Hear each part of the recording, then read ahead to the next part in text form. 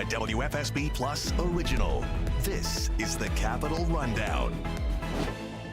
Hi, everyone. Welcome to the Capitol Rundown, where we bring you politics from both sides of the aisle. And for the Republicans, we have Themis Klarides, former House Republican leader. And we've got also Jimmy Tickey, the Democratic strategist. Thank you both for being here. And happy Thanksgiving to both of you. Thanksgiving. You too. It's always busy in politics. So we want to talk about first the issues of what just happened with the governor's race. We know that this year we had Governor Lamont officially making it finally official that he is in this race, and former mayor of New Britain, Erin Stewart, officially saying she's jumping in the race.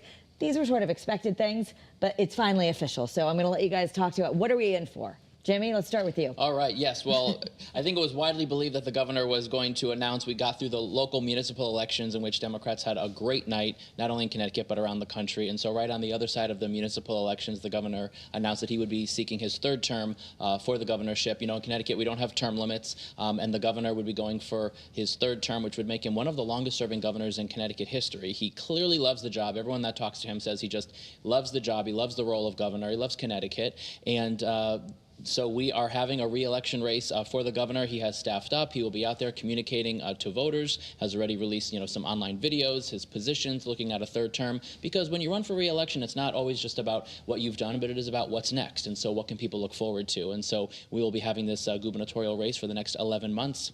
Yeah. Okay. So we had thought maybe in July, and then it finally came.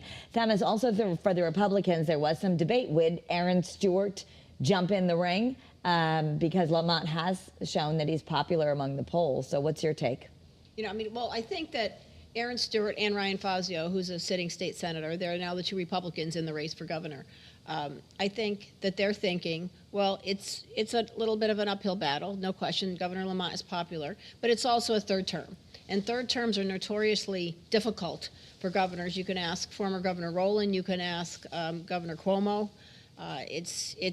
And it's because people kind of, at a certain point, maybe get tired of the same person, even if they're still doing a good job, because it's human nature. So I think that they're looking at it in the sense of, okay, well, it isn't a little bit of an uphill battle, but I want to get my name out there. I want to get some name ID. I want to talk about the issues. And you never know, lightning can strike, and then I'll be set up for 4 years from now. So that's the other thing, looking ahead. And of course, it's still a long time in politics, right? So even though people are thinking Governor Lamont is popular, anything could happen? Well, yes, absolutely. It's anything a can lifetime. happen. Yes, anything can happen. A week is a lifetime in That's politics, right. let alone a year. Anything can happen. I will say, I think so much of what Governor Lamont has done has been long talked about, but was done in these last couple of years with putting nearly $10 billion towards our pensions to pay down our pensions, which was a huge debt that for 60, 70 years, yes, and it was negotiated by the legislature.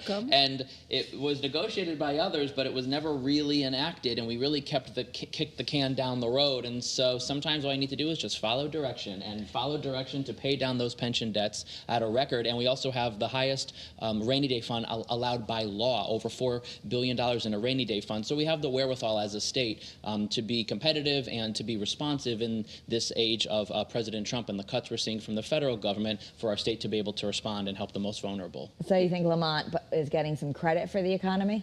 I mean, listen, there's no question. I mean, his approval rating is in the 50s. That's a very high approval rating, especially for somebody that's been in for 8 years.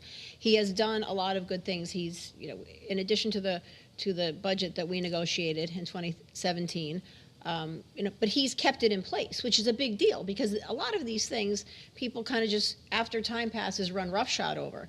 But the Republicans are going to argue the fact that he supports the wealthy to the detriment of lower income people. It's still expensive to live in the state of Connecticut. Like, what have you done for me lately? That's what the Republicans are going to argue, those two candidates, and if anybody else gets in the race. They're going to argue we still have high business costs in Connecticut. We still have high costs of affordability. It's still difficult to live here. They will argue that COVID made a lot of people move to Connecticut, right, especially New Yorkers, and that was with nothing he did. He just happened to be the recipient of it. I mean, so there are a lot of points to be made in regards to why it may not be the right time for him to run again, and why people are saying it's time for somebody new.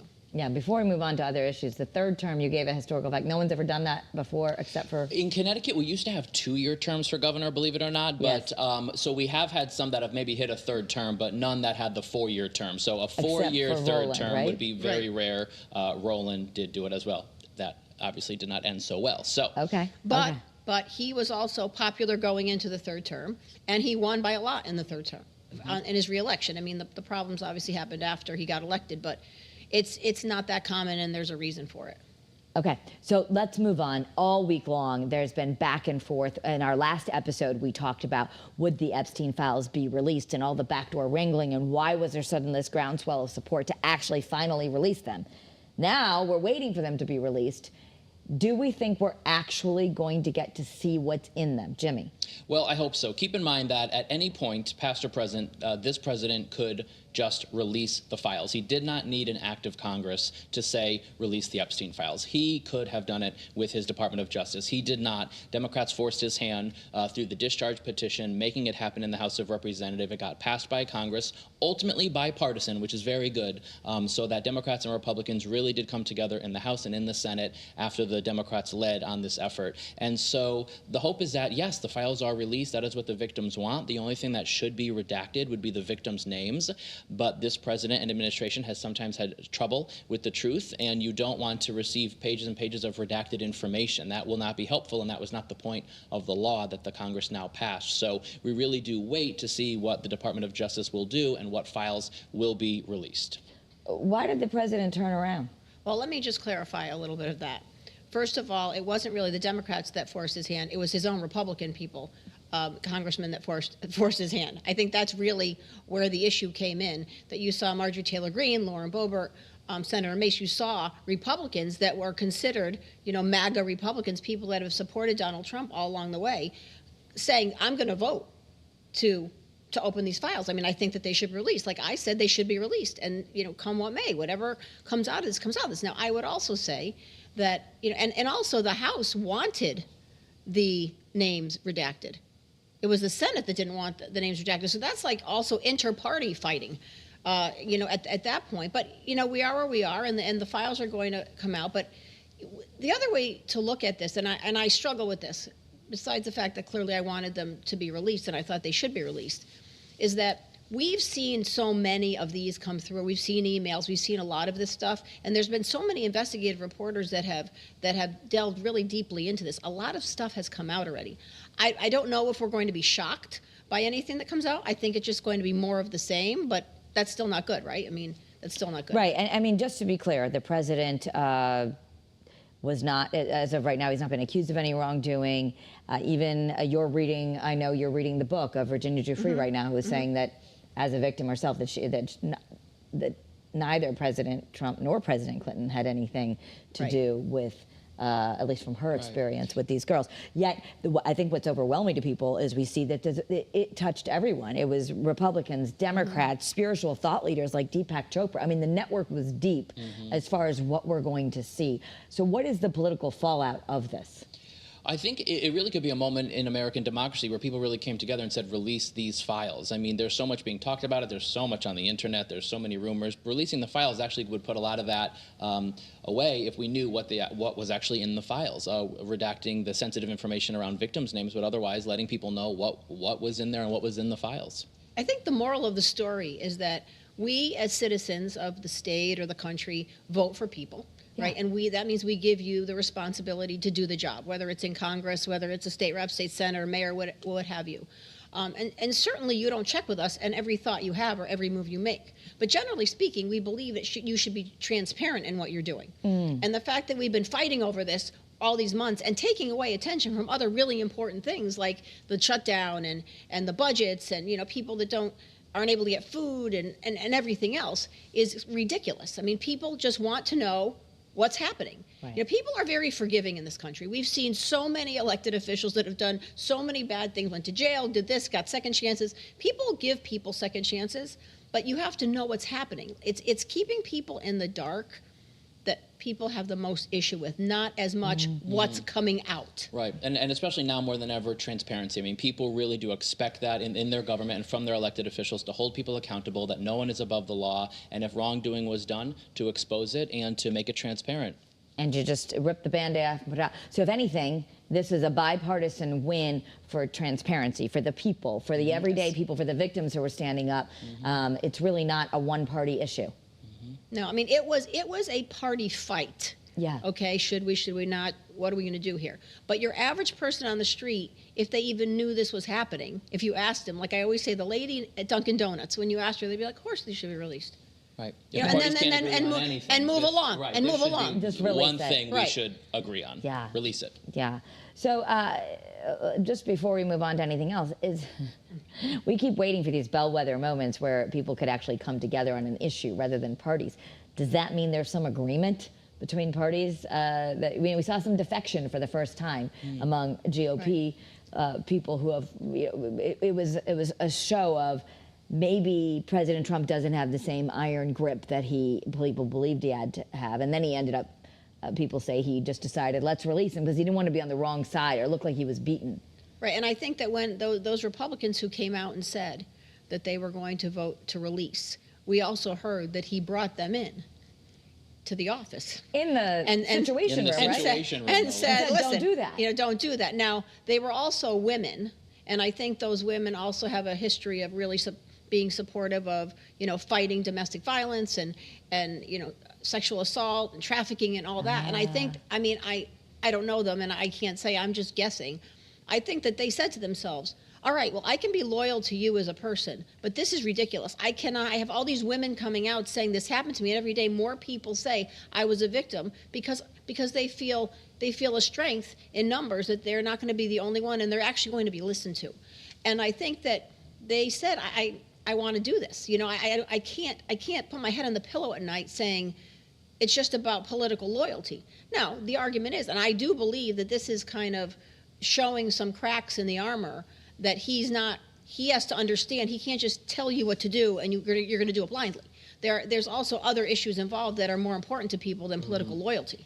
I think you are beginning to see just beginning of the cracks in the MAGA movement with the election night that was had, and then if you watch some of the president's moves there after the election with the Epstein files, there is a realization that there will be a moment where we are post a Donald Trump presidency, and what will the Republican Party do? What is the path forward? What does the MAGA movement do? Who is their leader? You saw this with the Epstein files. There's been some other situations, and I think you're just starting to see some space from Republicans who serve in office that realize that he doesn't have an ironclad grip on the Republican Party forever. And what does that look like? We don't exactly know how this ends, but if you watch some of the movements over the last couple of weeks, it's been very interesting to see where Republicans are now headed as we go for the next 11 months towards the 2026 elections. And before you know it, people are going to want to announce for president, which really might throw the president into a spiral that there is going to be life after the Trump presidency. But we're going to be here every week, and this is going to go like this.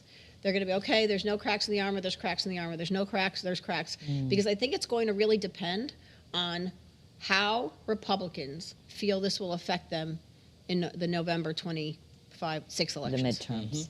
All right, so let's go back to something that I think everyone can agree on is we've got the shutdown over, but people really saw the cracks in how people can survive without food, we don't have agreement yet on these healthcare subsidies, so people from both sides of the aisle are going to maybe see their healthcare go way up. I know, Themis, you sit on the food share board. Jemmy, I know you're involved in a million organizations. Is there agreement right now that if for those who can give more than ever, is this super important to be helping local charities right now as we go through these difficulties with the federal government? It is. I mean, we've lived it the past few months and seeing how funding cuts and shutdowns, et cetera, really affect people's lives. I mean, I do sit on the CT food share board, so ctfoodshare.org for anybody who's interested in donating. But it's also, you have local food pantries in almost all of your towns. Just go on your website and see where you can go donate food, write a check, anything that would help. This morning we did the Stuff-A-Bus in Hamden that Food Share does every year. And you know, people come and donate their turkeys at Stop and Shop, and and we raised a lot of those. So all those are good. I mean, I just feel like I feel strongly about food share, but I think anything you can give to people that need food pantries, soup kitchens, domestic violence organizations, any place where you believe there's a need is a good thing. And there's a lot of need right now. There is a lot of need, absolutely. Even in Connecticut, and certainly where we're from in our Naugatuck Valley, just through my involvement with the Valley United Way, the Boys and Girls Club team, whether it's food drives in your local community, or even Toys for Tots or toy opportunities to give to young kids as we enter the holiday season. We're coming off of a time where the federal shutdown really did cause harm. There was a lack of food and nutrition programs, the lack of the SNAP benefits, and so people are really having trouble make ends meet. So if you have a little bit more, whether it's to donate food, if you're in the grocery store and there's someone outside the grocery store that is doing a food drive, consider being a part of it as we enter this Thanksgiving week. Yeah, we watched a lot of folks, our own turkey, Scott Haney, out there raising money. I mean, the nice thing to see is all the fundraisers that 3 Cares has been involved with. Yeah. We seem to have surpassed all of the goals. So people, or at least that can give, are in a giving mood, which is needed right now. So I want to end on that positive note. We're grateful for all of you for supporting our new show, where we really want to bring politics from both sides of the aisle so that we can show that people can disagree and still walk away and be friends. So thank you both. I'm grateful for both of you and the Capitol Rundown. As we are. Likewise. All right, have a very happy Thanksgiving, everyone. And again, we'll be back here every week. Just not next week. We'll enjoy the Thanksgiving. Then that's Capitol Rundown. Stay tuned.